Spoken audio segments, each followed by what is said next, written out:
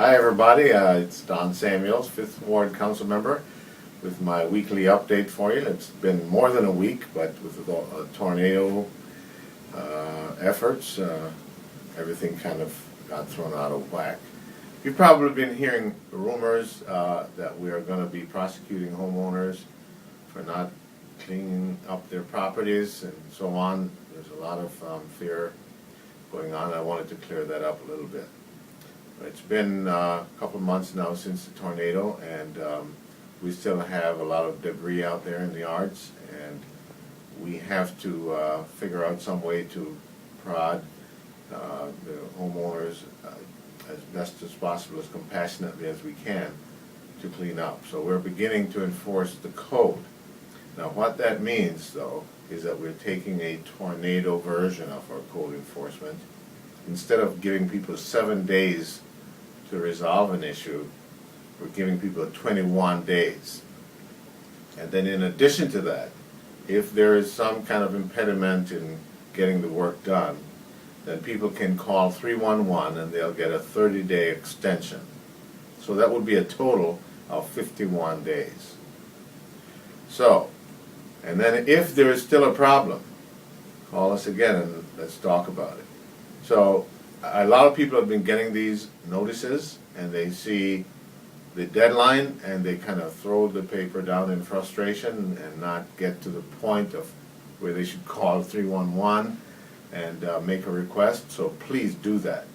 Now if you don't, ultimately, if people do not clean up or cannot clean up their yards, the city is going to do it, and they will have to bill the homeowner.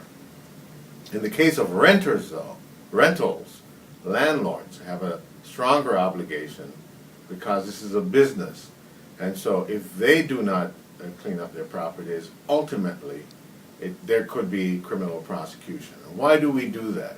We do that because landlords, the worst of the landlords, are now beginning to, the tornado has given them another way to kind of further oppress their tenants. They're not fixing things quickly, there's leaking going on, and they're not incentivized to fix it. They can, some of them are going to walk away from the property, and they're going to let the tenants stay in until they kind of wear them out and they just leave. So we're trying to enforce the code so that we protect the tenants, and so we're putting more pressure on landlords because tenants have no choice. They have to live with what they get.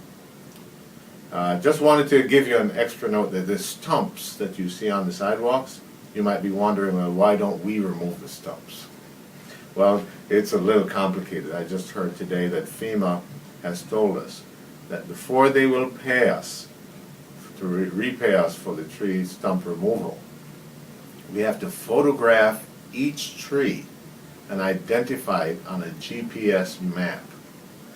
You can imagine that's an arduous task, so that's what we're working on now. If we don't do that, we will not get refunded for removing those trees, and we are in tough enough financial straits as a city. We're not going to be able to carry that cost. It's pretty expensive grinding a stump. I don't know if you've ever had one done. And we've typically, this park board has contracted that out. They don't do it themselves. So it's a big bill for each stump, but we're working as feverishly as we can to get that done. And we're also working, by the way, on replanting those trees quickly. We want to replant all trees that were destroyed in the right-of-way and in the public infrastructure in 3 years. That's 6,500 trees in 3 years, and we're already working towards starting that this fall and going into next spring.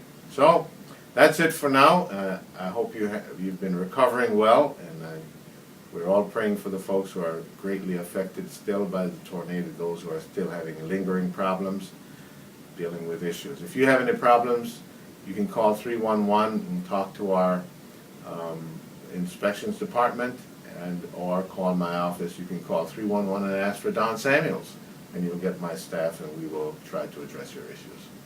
Thank you, and have a good week.